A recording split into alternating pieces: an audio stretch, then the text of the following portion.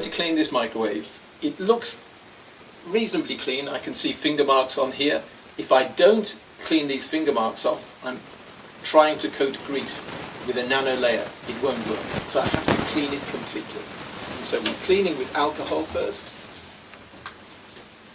Now we've cleaned it, and now we have to dry it. So take off the alcohol, and it also makes sure that we remove, and you can feel it really nice and clean now.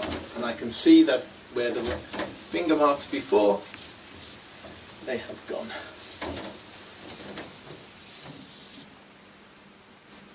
Now it's time to put on the coating. So we're going to spray onto our tissue and then wipe it over the surfaces that we've cleaned. This is a quick part. Really, really straightforward. I can see from the angle that I'm standing that I'm coating it evenly. It's much easier if the light is in the right direction.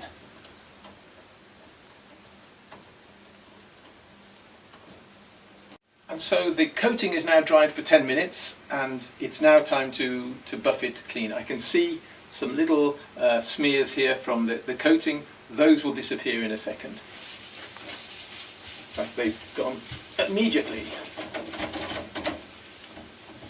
You could use a microwave or a tissue, anything, whatever you prefer. This is beautifully clean now.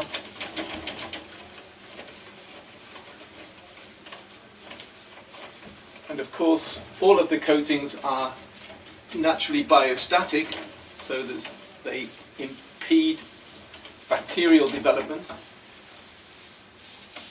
as well as being very, very easy to clean.